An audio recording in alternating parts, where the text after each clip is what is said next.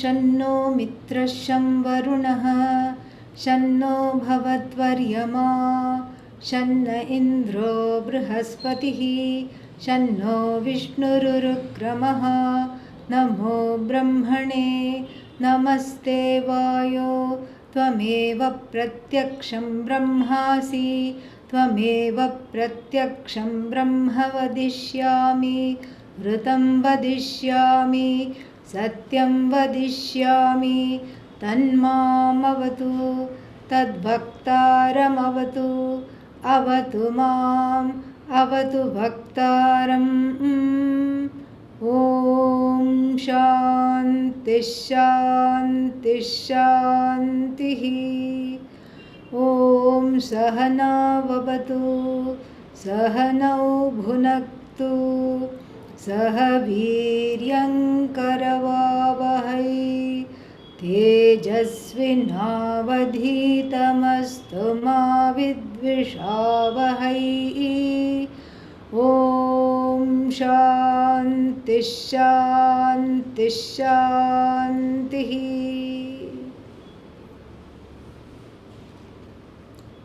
Long ago, before I went away, we saw the Shanno Mitra Shanti Mantra, which I think some of you have learned how to chant, thanks to Ramakrishna ji, which is very nice. And what is left is now to see the Bhashya for the Sahana Bhavatu Shanti Mantra, which Adi Shankara makes a point to write a small Bhashya here. Elsewhere also there is, I think in Kathopanishad somewhere another, he says a few words there as well. So he makes it a point to say a few words about the beauty of this prayer.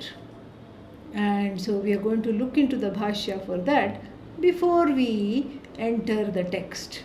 And in fact, there is a little, one more thing that is we need to do before we enter the text, and that is there is what is called a Sambandha Bhashya by Adi Shankara. Sambandha Bhashya means a connecting Bhashya. Connecting what?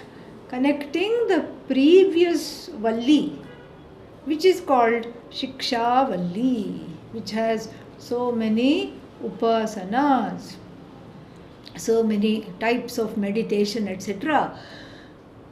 And some advice about how to live, what to do, all these things.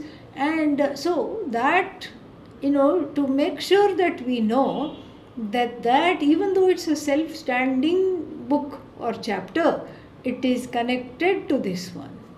And so therefore he makes the connection. Very, very, well written, precise and wonderful Sambandha Bhashya is there. So that also we will see before we go into the text. This is the beauty of Bhashya study, because there is no pressure to rush and complete. That, that is something that is not there. And whenever that pressure is felt, the nice thing to do is to just understand that there is no deadline and one is not under any kind of a timeline. This is very, very important. Okay. So if you open the Bhashya, I don't know the page, etc., but anyhow, it is right in the beginning where we have it's when you start the Sanskrit, it's on the second page, right at the top, after the Shanti Mantra. So he says, first he says, Shanno Mitraha Ityadi Purvavat Spashtam. Purvavat Spashtam means, I have already talked about this before. Purvavat, just as before, this has to be clear. This is clear. This has already been clarified before. So just as it was done before, same meaning, you please take. I'm not going to be commenting on it again in every situation. So then the Sahana Bhavatu Mantra, this is there. The Bhashya is there. And Ramakrishnan ji can repeat after me. Sahana Bhavatu. Sahana Bhavatu. Now Now Shishyacharyo Shishyacharyo Saha Eva Avatu Saha Eva Avatu Rakshatu Rakshatu Sahanau Sahanau Bhunaktu Bhunaktu Bhojayatu. Bhojayatu. So, this Sahana Bhavatu is very interesting. I mean, grammatically, you can take it in two different ways. You can either take it as Saha, Ha, Now, Abatu. May here he is referring to Bhagavan, and before anybody gets offended, it is she also, okay, in so many other places. So no need to no need to have a fit here. So may he, here Bhagavan invoked in the masculine gender, may this Bhagavan Saha, her, indeed, now you and me, dual. And for those who are studying Sanskrit, we know that the Asmad, Yushmad Shabdas, they have alternative forms in the second, fourth, and the sixth cases. Ma, nau, naha. So that is the, and me, nau, naha. It is that now, yeah. And it is a good thing to know now, okay, yeah, this now is a good thing to know right now. And so now means us both. Who was us both? The teacher and the taught. Oh, but there are so many people in the class, but the teaching is always considered to be given one on one, no matter how many attendees are there. So now, and who is this now? Shishyacharya. Shishya and Acharya. Okay, so that is one meaning. So may this Bhagavan protect, avatu, protect, rakshatu, palayatu. So may this Bhagavan protect us both. Who is us both? The student and the teacher, you and me. May this Bhagavan protect. That is one meaning. But here Adi Shankara, according to perhaps the Sampradaya, takes another meaning, slightly different meaning. He takes Saha as a word in itself, and Saha means together. Together. Saha means Shishyacharya Saha. So together, now, Saha now, together, you and me, and then Saha eva avatu rakshatu. Where here the Bhagavan as the agent of action of protecting is not overly stated. It's not overtly stated because Bhagavan is not, at least in Vedanta, we see that it is not something to objectify. It is the truth of you. Therefore, this meaning Adi Shankara prefers because it is very much in keeping with the vision that this Bhagavan is there silently and doing the act of protection. And who is this Bhagavan? Non-separate from you. So the silent presence of Bhagavan, not as an overt agent of action, is given in this, even though both the meanings can be derived grammatically. This meaning Adi Shankara prefers, where he takes the word Saha not as Saha and Ha, not as he indeed, but as together. Together, you and I, the teacher and the student, may Bhagavan protect, and that Bhagavan is a agent, of course. But what kind of an agent? An agent who doesn't have agency, a silent agent. Very, very subtly done here in deriving this meaning. Then, Sahanau bhunaktu bhojayatu. See, this bhuj has two meanings. First, it means to feed, to nurture, and then it also means to palayatu. How does that mean? Palayatu means what? That also is a kind of a protection. So it's more of a that also is a protection. So some rakshatu, direct protection. Palayatu, may this Bhagavan basically bring us up. That kind, this palayatu is more of a long-term protection. That's the that is what is to be understood. But many people don't know this. They think bhuj means to eat, and so often when you go to Rishikesh and then you go to our ashram there, and then during Bhandara time, all the sadhus will be found chanting this before their meal. When the sadhus are given a feast, it is called Bhandara, and then before Bhandara time, they will be chanting this, of course, with a North Indian accent. Sahana Vavatu, Sahana Bhunaktu, like this they'll be chanting. And before I never understood, I said, why are they chanting the prayer for the teaching situation before they eat? I was very intrigued, and and Pujya Swamiji used to always sit out when the Bhandara was there outside in the he would be sitting in the veranda.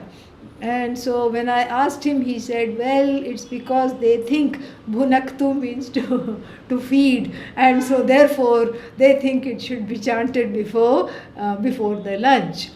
So this is, but here this is not about lunch or nourishing. It's more of a spiritual nourishment, we can say, which is in the form of a protection. So avatu meaning rakshatu, it's more of a one-time prayer, and then here is more of a constant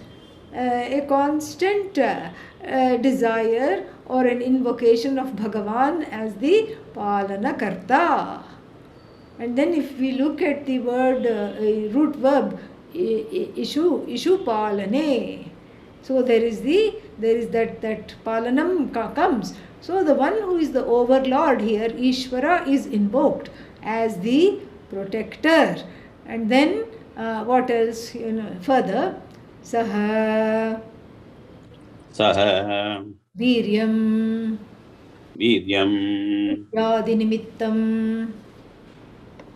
Vidyadinimittam Samarthyam Karavavahai Nirvartayavahai Tejasvinau Avayoho Tejasvinoho Adhitam Suadhitam astu Arthajnana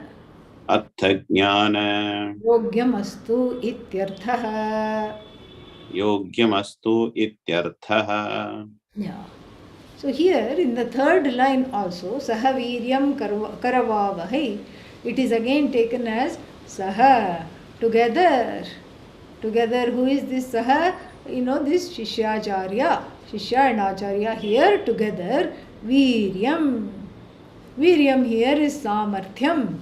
And what is this Viryam, Samarthyam? Samarthyam and Viryam are the capacity, the potential. And this is, a very lovely part of the prayer, because what is being prayed for is for the knowledge to blossom completely.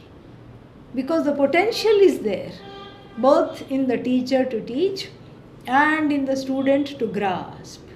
And here we are wanting that potential to be watered by Bhagavan, so that blossoming of the knowledge takes place.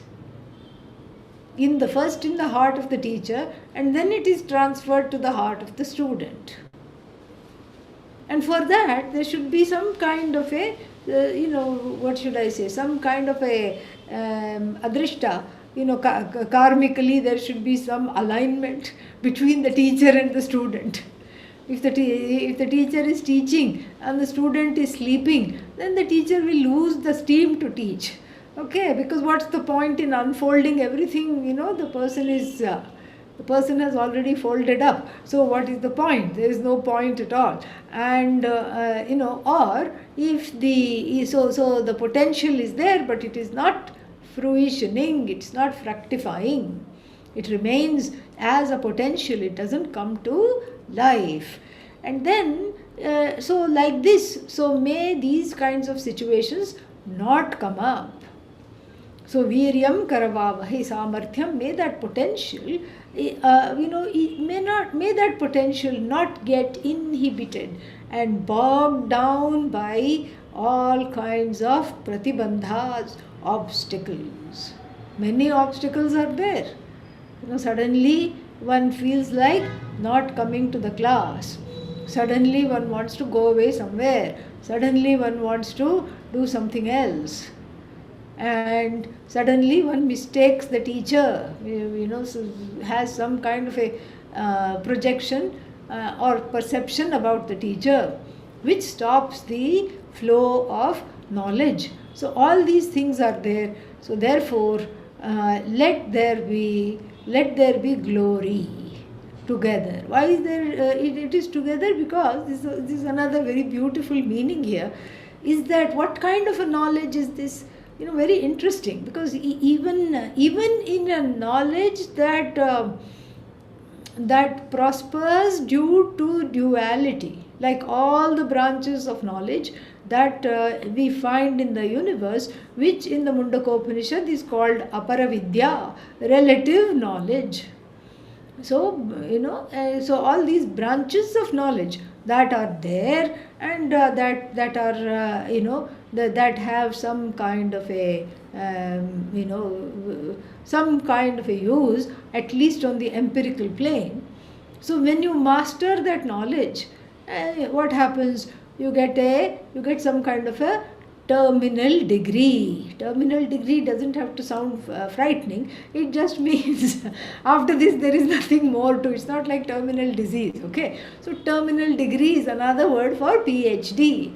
So you get your PhD, and then after that the professor that you worked with will invite you to call them not as Dr. so and so or Professor so and so, but they will insist, okay, you are now the same as me. Call me by my first name.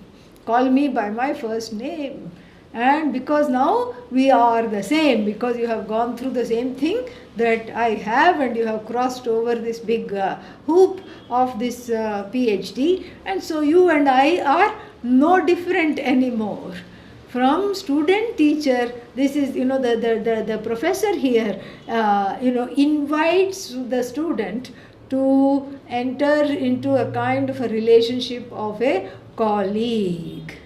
So something interesting here is happening. So if this is possible in the knowledge of branches of knowledge that only buttress duality, think about what might happen when the student gains the knowledge of that oneness. The Atma of the student is the Atma of the teacher, was already the Atma of the teacher. And this was something not known. And then it was known, and can there be anything more glorious than that? And so therefore Saha, because this is something glorious. It is glorious because we don't know how it happens. We don't know how it happens. Because the knowledge does not take place because of oneself. I've said this numerous times. The knowledge takes place despite oneself. Despite one being there, despite one bringing all these obstacles, despite the fears, despite the resistance, despite the distraction, the knowledge still takes place. That's why the Bhagavad Gita and the Kathopanishad keep saying, Ascharyavat Pashyati. It is a wonder that this knowledge takes place. Even in Kali Yuga, where one is advised to sit and do japa, Hare Rama, Rama Rama, Hare Hare. That's all the mind is good for. You can't, that's what some people think. And but here the knowledge is taking place. Even in Kali Yuga, even with social media right in your fingertips, you are still coming on Zoom and still managing to pay attention. If not fully, at least for half of the time. Yeah, I keep looking at the people. Okay, so I can see that people are paying attention. I can see that people are enjoying themselves. That is why some people refuse to be seen. they shut off the camera, so that I can't do anything then. But still, those of you who have the camera on, I can see you smiling, I can see you engaged, and so that shows me that this is working. This is working somehow.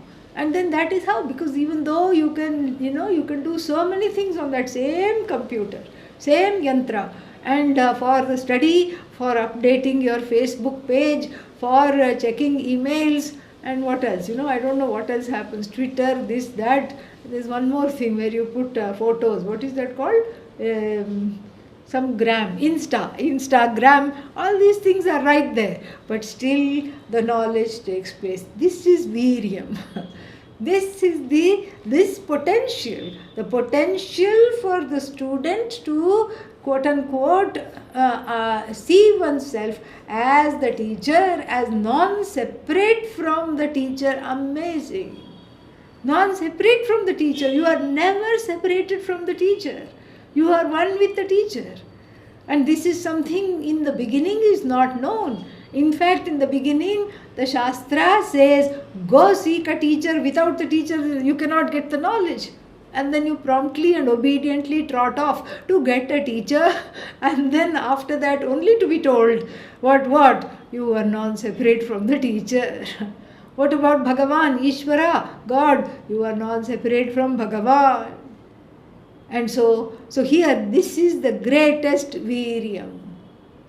Here the student and the teacher in the Vedanta setting do not have to co-author anything in order to have some kind of a publication, as is seen in academia, which I sometimes call academentia. Okay, yeah. So then this is there. The student and the teacher collaborate, and they bring out some kind of a what is that called manuscript. Usually critiquing the previous manuscript, and then that is their claim to fame. Okay, now we have come out with a new book. What is this book based on? Well, it's a critique of the previous one that was there on the shelves. And so here in the Vedanta teacher-student setting, for there to be a full blossoming of this knowledge, for this knowledge to flow unimpededly, all that needs to happen is for the student's vision to be revolutionized and to see that all that is there is one, and I am one with everything. That ajnana nivritti means the removal of ignorance takes place, and so that itself is the Viryam. And so here, certainly that is being prayed for, is the reason why we are entering into this relationship between of the teacher and the student, is for this knowledge to take place. May it take place. That's why Adi Shankara says, Vidya nimittam samarthyam. What kind of a samarthyam? What kind of a flowering? A flowering for which the nimitta, the instrument, is Atma Vidya, self-knowledge. That is what it is. Vidya nimittam samarthyam. Karavavahai means may it be accomplished. May that be accomplished. Here we are not praying for some kind of a fame and books and all these things. Here the purpose for which we are sitting here together, may that purpose come to a nice culmination with the eyes of the student being revolutionized to see that the student is non-separate from other jivas, from the teacher, from Bhagavan. And of course the teacher is delighted because that is what the teacher wants, that is what the student wants, and so therefore Viryam Karavavahai. And then Tejasvi, now here Avayoho, So our, adhitam means studies. Tejasvi bhavatu, tejasvi astu. Tejasvi astu means may our adhitam, whatever we have studied, may it shine, in the sense of may the meaning of the words which are heard, may that shine radiantly in the heart, in the mind. May the meanings of the word really illumine the heart, because that is what is needed for the samsara to go. What is samsara? Samsaro, yeah, which is there all the time. So samsaro becomes samsara, and a life of, my teacher used to talk about it as a life of constant becoming famous, becoming healthy, becoming young, becoming this, becoming that, and all the time extremely unbecoming, because Kalo Jagat Bhakshakaha, the time is the devourer of the universe. And so still this desire to become something or the other all the time is a huge waste of time. And because what is needed is not more becoming, but just the ability to be, unimpeded by the aging body, by the aging mind, etc. Because one has recognized the indweller, which is the truth of oneself, as free of any kind of, even a whiff of mortality. So therefore, Tejasvi means the knowledge is brilliant. The Atma Vidya is always compared to the sun. It is all pervasive, it is limitless, it is brilliant. It is it illumines itself in the sense of the self-evident I, which is known. That I am self-evident is known, but the next thing, that this self-evident I is the cause of the universe, is not known. So when that gap is filled up, when that last piece of the puzzle is put in place, then the studies become brilliant. Su adhitam astu. So whatever we studied, may that fructify in the form of a well ascertained, well assimilated knowledge, without a shadow of doubt, despair, fear, tears, vagueness, etc., or even error. So may all those things be free of that. That is what is Tejasvi. And then Tejasvi brilliant means also that, here we could also take it as the student and the teacher collaborating to spread this vidya far and wide, and help people who are seeking this. And that's why, when I say spread this vidya, there is no pressure to spread it. But if people are seeking it, so let this go far and wide, meaning let the student teacher parampara continue. Let it keep on going. This is the idea. So, adhitam suadhitam astu arthajnana yogyam.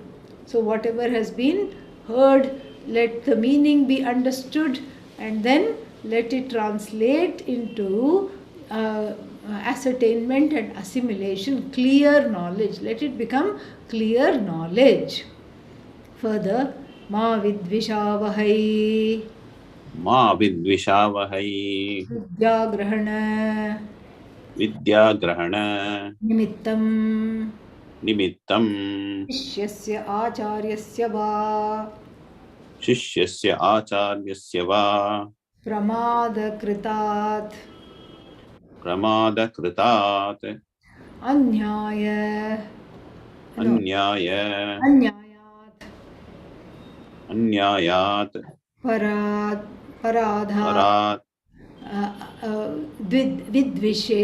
विद्विशेषः विद्विशेषः प्राप्तः प्राप्तः तच्च तच्च tat cha shamanaya Taccha Shamanaya yam ashihi Yam Ashihi ma vidvishavahai iti Ma Vidvishavahai Iti ma eva Ma Eva Taretaram Itaretaram Vidvesham Vidvesham Apadyavahai Apadyavahai Ma Vidvishavahai means Vidyagrahana Nimittam Shishyasya Acharyasya Va Pramada Kritat Anyayat. So,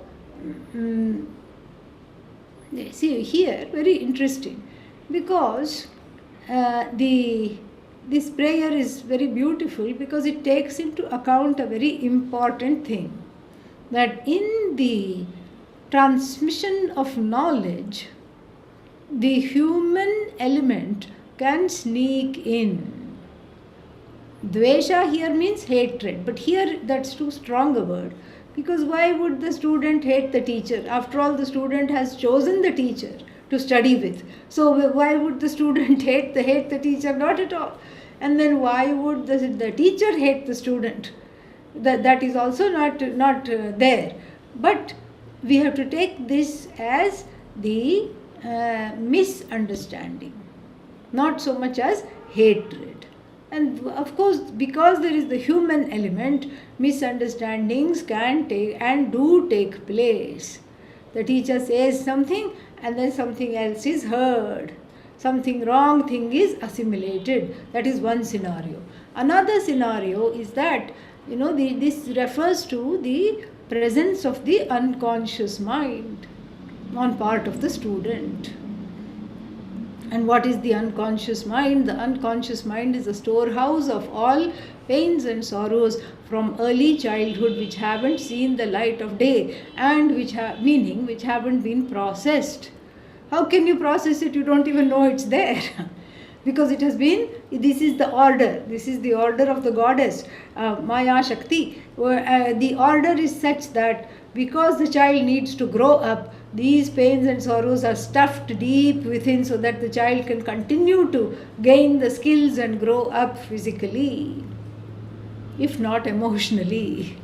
Then later on in life, when one makes a friend that one can trust, or when one gets married, or more importantly here in the teaching situation where there is some safety, because in the teaching situation there is a lot of safety because one feels accepted by the teacher, and so that situation of safety becomes a nimitta, becomes a place where all these projections and pains connected to the mother, connected to the father, to the early caregivers come out and are strongly projected on the teacher. So the teacher becomes a sitting duck for all kinds of projections. And so therefore this is a very beautiful line where we pray for this not to happen, where we pray for the subjective element to not creep into the teaching at all.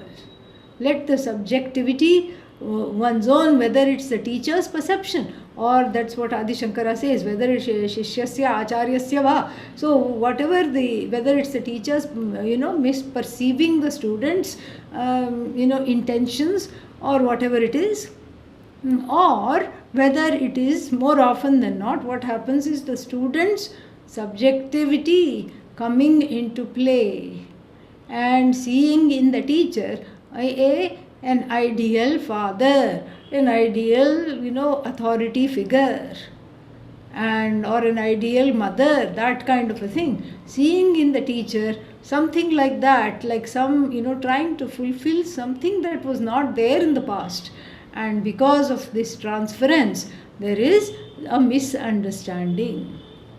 And here this is a very interesting situation, if one is serious about the knowledge, the transference and the projections will take place. Because in a way, without these projections, it is very difficult to gain the knowledge.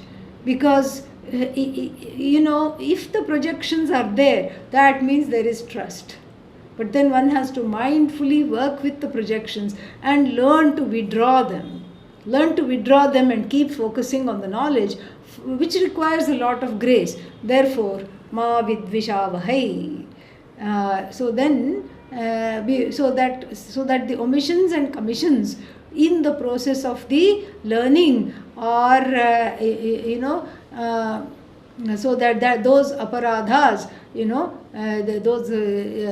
those aparadhas only are vidvesha. So, the vidvesha means these are the misunderstandings. Vidvesha praptah. And then tat shamanaya, in order to quell them, in order to calm them down. Iyam ashihi, this kind of a benediction.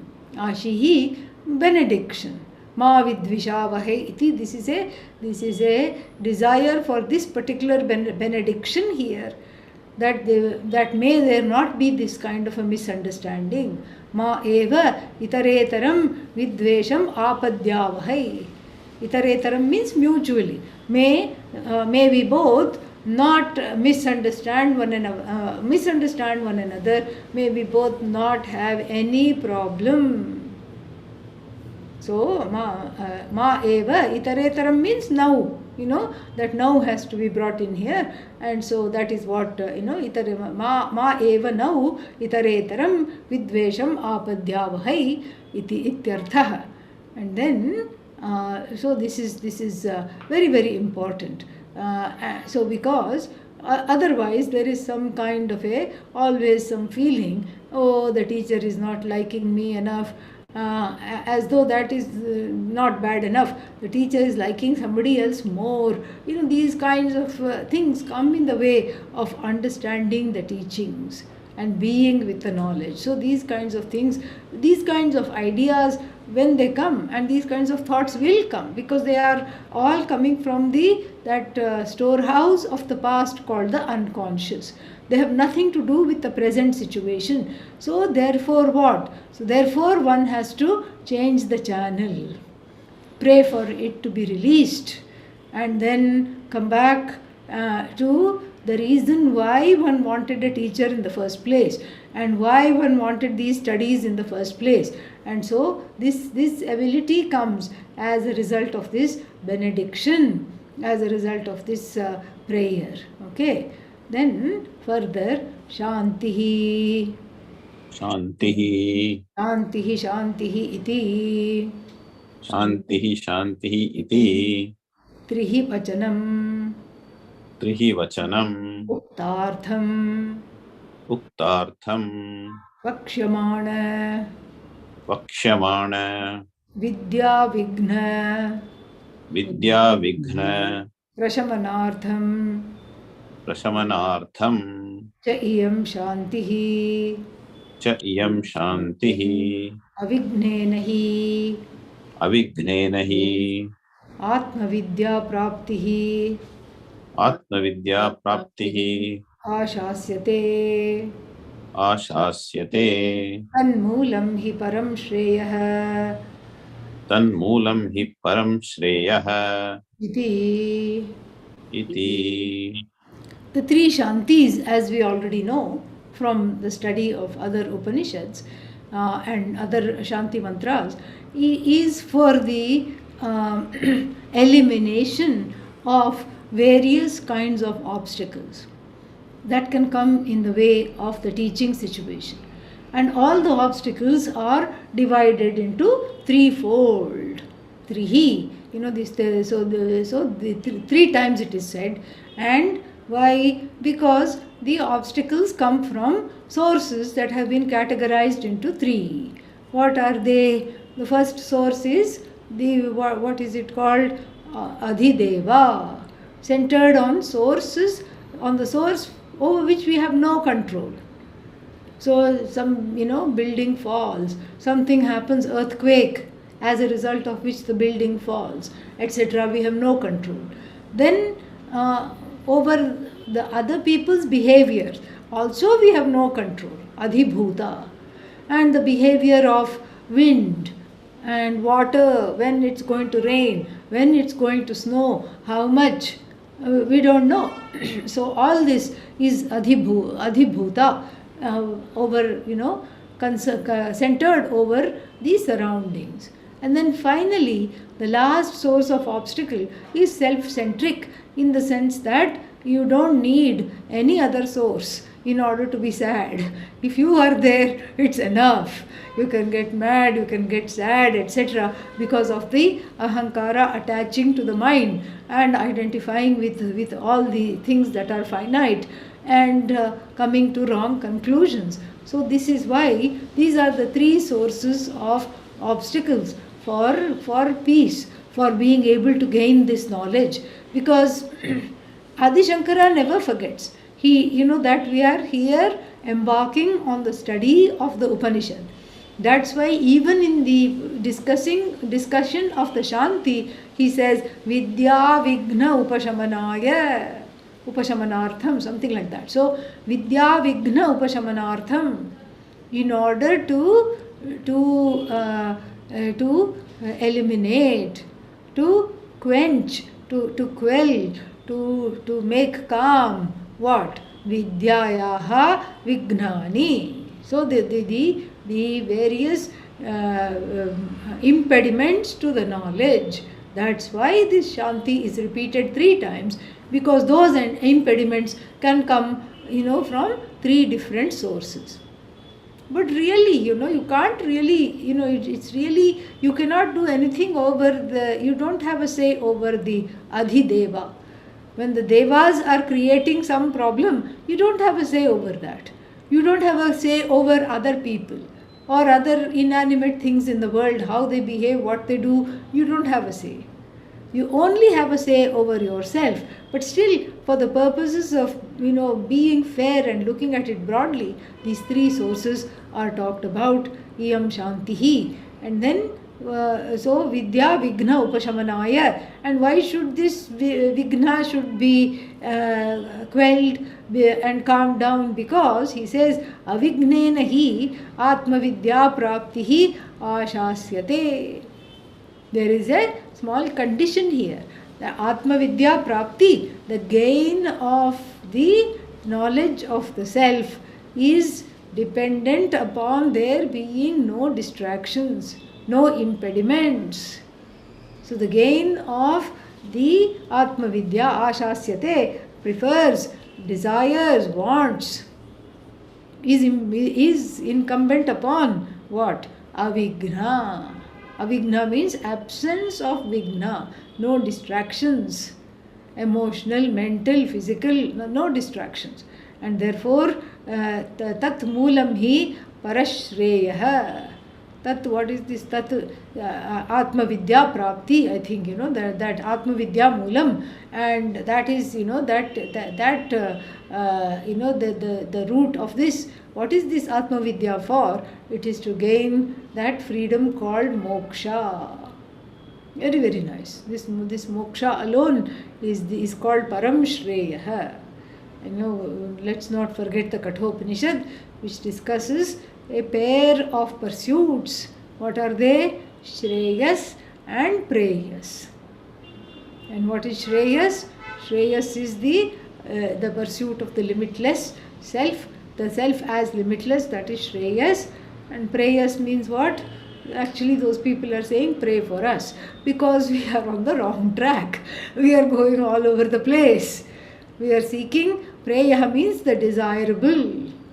So the Preya, desirable, Shreya, the exalted. So the exalted and the desirable both approach the human being. Shreyascha Preyascha Manushyam Etaha. They both approach the human being. But how can there be 2 things? There are 2 things because of the distortion in the vision. The Dvaita the duality has affected the vision. So one sees double in the place of one. One is seeing two pursuits. Little hazy. You just take off the glasses, clean the glasses, nothing happens. Then you rub the eyes and then you conclude.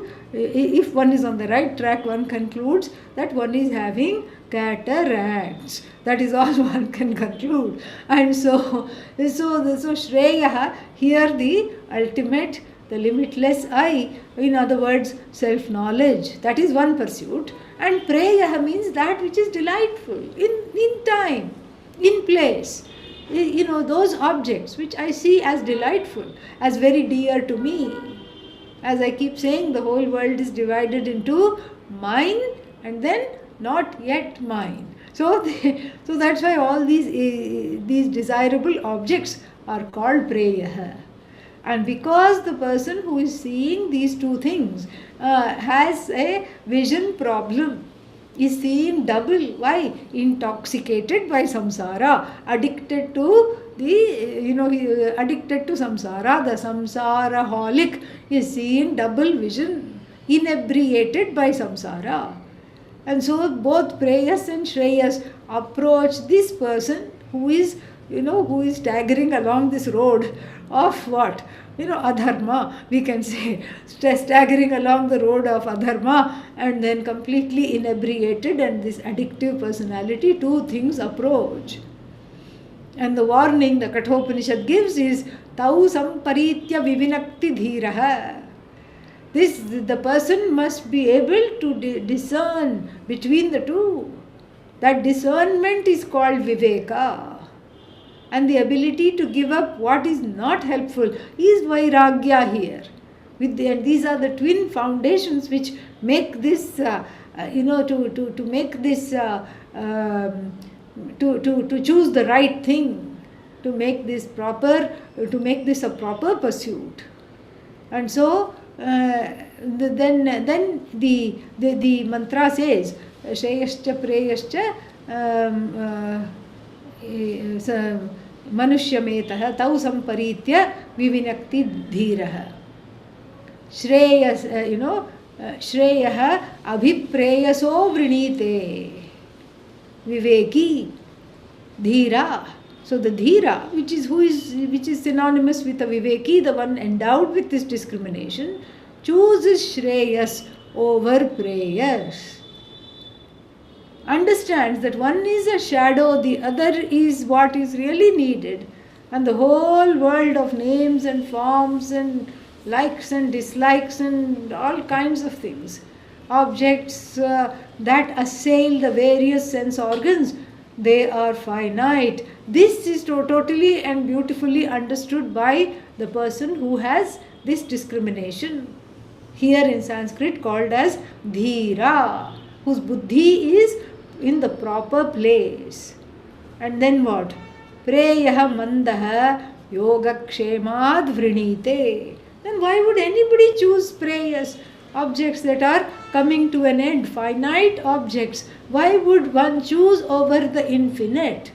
The infinite and the finite both approach the person, and the person in the right mind chooses the infinite over the finite. And then the person who is manda means a little slow on the uptake, okay, little slow, few screws are missing, and tamas is there, the inability to discriminate is there, and one who is not, who is just one prone to a lot of ragadveshas, instant gratification. And I want this and I want this right now, and right now it is here. Oh, but so is this one. This is the far better path. No, I just think I'll settle for this. And so like this, the person makes the wrong choice and suffers as a result. This such a person is called manda. It's not that the manda is not seeing that the limitlessness is there. Manda sees that, but yet makes the wrong choice. Because why manda? That's why. Manda means slightly dull. And so, challenged, in terms of discrimination, challenged in terms of being able to choose the right pursuit. And so therefore, out of fear, the manda chooses preyas. Why? What kind of fear? Yoga kshema fear. Yoga apraptasya prapanam, kshema praptasya rakshanam. So what is the meaning of yoga here? The gain of that which is not yet gained, whatever I want. In here we should include whatever I have which I want to retain. And then kshema, protecting what I already have and then getting rid of what I don't want. Whole life is consumed in yoga kshema pursuits. Who do I have to get rid of? Who do I have to have a one-upmanship on? What should I get today? What should I avoid tomorrow? This is the whole life. What a waste. And so therefore here, recalling that, perhaps Adi Shankara says, Param Shreyah Tanmulam, that this discrimination about what to choose is the ultimate, is really what is needed in order to do this, in order to go on the correct, choose the correct path here. And because the path of prayers is a dead end that leaves one deadened, that's why it's called dead end. It leaves one deadened and and tired, because that's not what one really wants. In choosing prayers, one really wants Shreyas, but mistakenly chooses prayers. Because out of some compulsion, a subjective compulsion, one chooses the finite over the infinite, because the infinite as the truth of oneself is not seen, is not understood even as a possibility, and so the desire for that is easily overpowered by that which you can see, touch, hold, objectify. And so that is what he says. That is why this prayer is very, very important. This happens to be the Shanti Mantra of the Shukla Yajurveda, Krishna Yajurveda. So the Krishna Yajurveda Shanti Mantra is this alone, very, very beautiful prayer.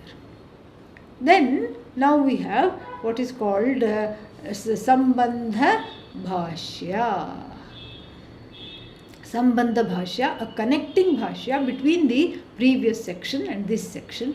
And don't look at it and say, oh, only 5-6 lines, this is easy. Well, he brings in, as you will see, the whole of the last portion, and in just one sentence. This is Adi Shankara, okay? He's very precise in what he writes. So now, Samhitadi Vishayani Karmabhihi Aviruddhani Upasanani Uktani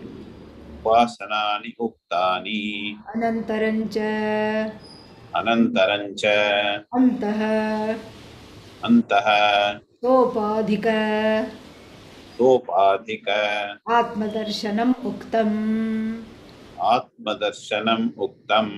Vyakritidvarena Swarajya phalam Nacha etavata Asheshatah Samsara bijasya Upamardanam asti Ityatah Ashesha Upadrava bijasya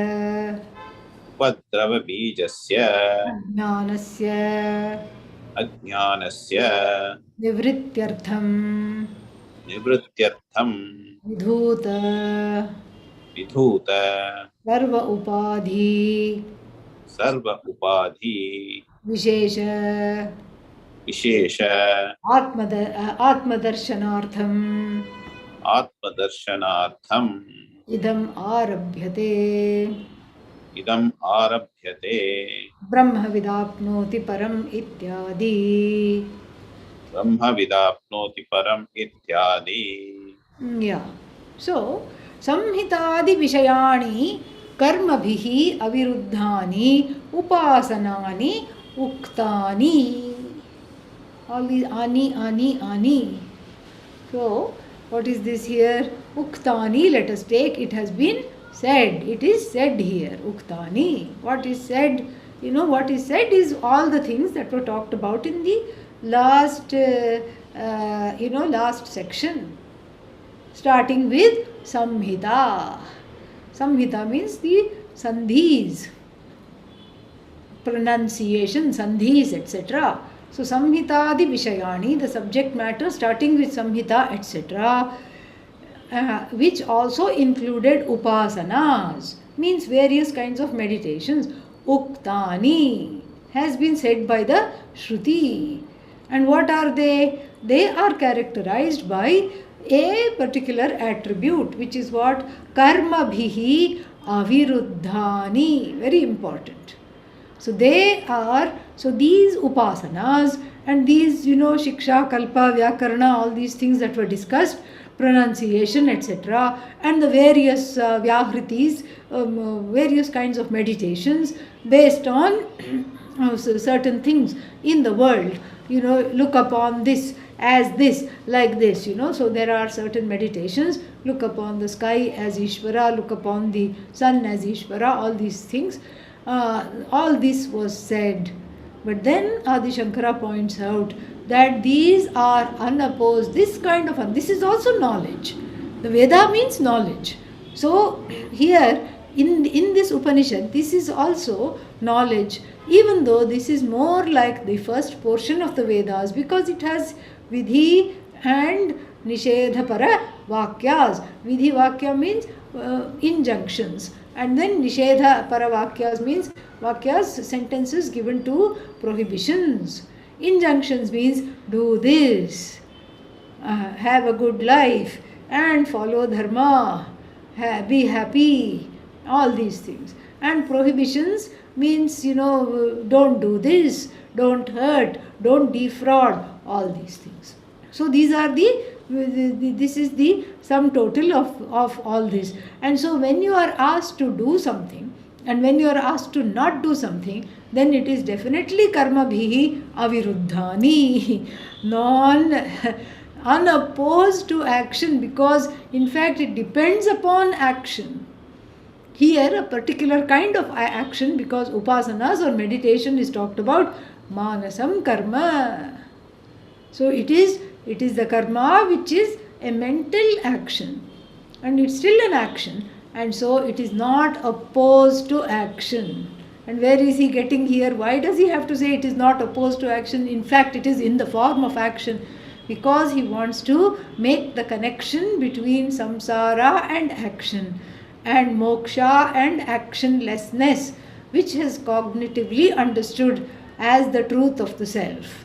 One understands oneself as actionless cognitively, even though, swapan, shvasan, pralapan, visrajan, grindhan, unmishan, nimishan, eating, drinking, sleeping, waking, even though one may be performing a myriad of actions, the knowledge that one is not an actor is firmly in the mind, and so that is completely at odds with this particular section which has just gone behind, which we have just come out of, which is what? Karma bhihi aviruddhani samhitadi vishayani. So these vishayas pertaining to the science of pronunciation and all these other things that we studied he thinks we have studied in the first section, and they are what? They are unopposed to karma. So why should we worry if they are unopposed to karma? We should definitely worry if they are unopposed to karma, because otherwise, we will not understand this. We will not understand this, because he has said, Nacha etavata asheshatah samsara bijasya upamardhanam asti. The root cause of samsara is not killed, is not destroyed by action. Why? Because action is samsara. Construing oneself as an actor and making one's whole life 24, how do they say, 24/7, 365. day after day, life after life, making one's whole life trying to get things in time, trying to get some things that one wants, trying to keep at bay what one doesn't want. Yoga Kshema pursuits. So this is something which is dangerous for getting rid of samsara. So the first section of this was more of a preparation for this knowledge which kills samsara, and in fact it's bija. Bija means seed, which kills the seed of samsara. Fantastic it is. It has killed the seed of samsara, and because the previous section did not kill the seed of samsara. Why? Because it was still talking about mental discipline, which is an action. It was for which action is needed, and it was talking about being able to meditate, sit still, which is again begs action. And so therefore this is not this was just a preparation. Even though he doesn't say that, it should be understood that. Anantaram cha, meaning after this, antaha means inner. Sopadhika atma darshanam uktam how vyahriti dvarena. So then after this, after talking about pronunciation and what to do and what not to do and how to sit for meditation, certain very special meditations were given which are called vyahritis. And these vyahritis are 4 in number: bhuhu, bhuvaha, suvaha, mahaha. And chatasra vyahritayah, it is going to, in the text it comes, and then, so this vyahriti dvarena, through this practice of this vyahriti, what was there? Antaha sopadhika atma darshanam uktam. Sopadhika atma darshanam means Bhagavan with attributes.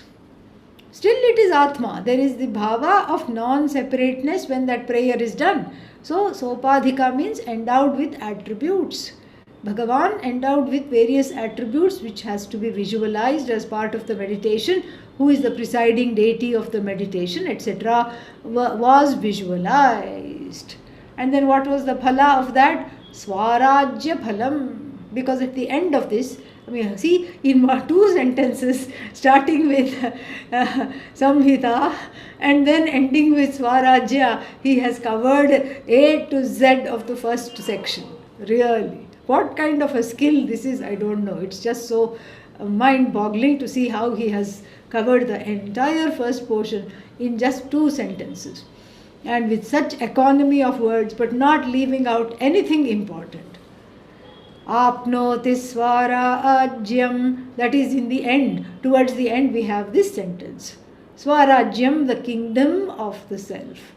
The person who does these vyahritis, who has this kind of an emotional growth, who undergoes this kind of a discipline, gains the kingdom of the self. Means has a say over the ways of her or his mind.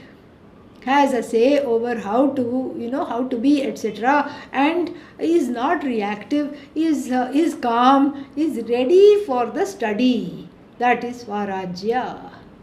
But then Adi Shankara points out, just if in case you thought that Swarajya mentioned at the end of chapter 1 is actually the kingdom mastery of the self, self-mastery, not really. Why? Nacha etavata, because of this asheshataha, without any residue, samsara bijasya upamardhanam asti. The samsara is not completely, the source of samsara is not completely destroyed. The seed of samsara. Oh, samsara also has a seed? Yeah, it is very seedy. That's why samsara is seedy. That's why it's called the seed of samsara. What is the seed of samsara? The seed of samsara is atma ajnanam, self-ignorance. So therefore he says, ityataha, therefore, ashesha upadrava bijasya. Ashesha upadrava bijasya means, this upadrava means all kinds of annoyances, all kinds of problems, all kinds of affliction. So to put an end to this seed of never-ending afflictions. Ashesha means never-ending afflictions, never-ending pains, never-ending sorrows. To put an end to this seed that causes all these difficulties, which is what? Ajnanasya, which is in the form of self-ignorance. Self-ignorance is the seed. If you are looking for samsara everywhere, hello, you who, where are you, samsara, you will not find it. It is centered on you. It is centered on your own ajnanam, on your own self-ignorance. And then to remove this, nivrityartham, and then vidhuta sarvopadhi vishesha atma darshanartham. So earlier what we have through the upasanas, we had sopadhika atma darshanam, sopadhika atma darshanartham upasanani, uktam. So the upasanas were talked about in the form of Brahman, the Saguna Brahma, meaning Bhagavan with various names, attributes, etc. was discussed. And then now Vidhuta means washed off. Sarva upadhi, devoid of all upadhi. Upadhi vishesha, devoid of any kind of identifying upadhi. That Atma Darshana, that assimilation of the knowledge of the I as free of any kind of attributes, free of body, free of mind, free of senses, free of omissions, commissions, hurt, guilt, etc. And to show that and to take one there, idam arabhyate.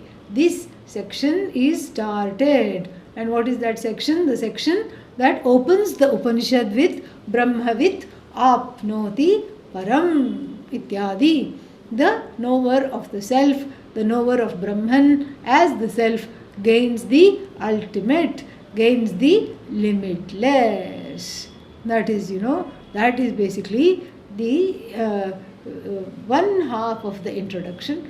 The introduction is divided into two or three portions, and so this is just bringing us up to par. Why we didn't, and this also answers the question why we did not choose to study the Bhashya right now of the first section, because here is where Atma Vidya lies. In the first section there is a lot of discipline, there is a lot of calming the mind, etc., etc. But here is where the knowledge of liberation lies, and so it is good to have this 4-line, 3-line revision of what the first section entailed.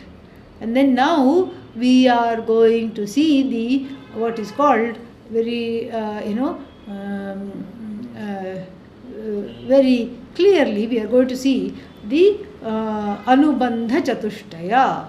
In the coming 2 paragraphs, we are going to see that. Anubandha Chatushtaya means the ability of the work to glean to glean or to state the audience for which it is been written, for which it has been composed. Who is the audience? Who will go for this infinite? What are their qualifications? Who is the one who can enjoy this? So that is, adhikari. And then before that, Vishaya, the subject matter. Then who is the adhikari for this subject matter? Who is the qualified person? That is adhikari. And then prayojana, why should I study this? Why should I embark on this teaching? And then finally, adhikari, Vishaya, prayojana and Sambandha. Because if I have to look within, because if I have to know myself, I have to look within. Why will I look at a book? What is the connection between the book and the knowledge? And what is the connection between knowledge and moksha? Like this, all this has to be clear. And so he has a 2-3 very short paragraphs that talk about this. We will be studying this in our next session. We don't have that tomorrow because today is already Sunday. Next weekend we will be studying that. Okay, so I'll stop here. So in case there are questions, we can ask. Om Purnamadah Purnamidam Purnat Purnamudachyate Purnasya Purnamadagya Purnamevavashishyate Om Shanti Shanti Shanti. Harihi Om Shri Gurubhyo Namaha. Harihi Om.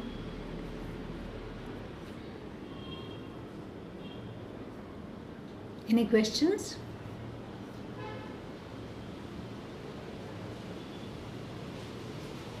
Okay, we will meet next week for this class, and throughout the week we have some classes. The class schedule, at least for this month, is up on the website, and I will write the website name for those who may not have it in the chat pod. So you can please go there and decide what all you want to you wish to take. Okay, yeah, so that is the website, and you can do that. Will I take Sanskrit? Do I have a choice? Yeah, I don't know. Let's see. Let's decide in 15 minutes. Okay? Yeah. Om Purnamadah Purnamidam Purnat Purnamudachyate Purnasya Purnamadaya Purnamevavashishyate. Om Shanti Shanti Shanti. Harihi Om Shri Gurubhyo Namaha. Harihi Om. Yeah, let's find out. Yeah. I will also find out if I'm taking Sanskrit or no, because I haven't decided one way or the other right now. But Swamiji, will Swamiji start the class for Sanskrit? Pardon me? Will Swamiji start? That's what I said. That's what I said. Okay. I don't know. I mean, I don't know if I'm going to be taking the class or not. And so if I'm taking it, then definitely I will start it. Okay, Swamiji. If you want me to start it, even if I'm not taking it, yes, please, Swamiji. I'm happy to do please, that as well. Okay, but let's not okay. Let's not worry about that yet. Let's just see if what's going to happen. All right? Okay. Okay. Yeah. So, yeah. Thank you, Ela. Ela is in favor of what should I say? Of giving me rest. All right. Om.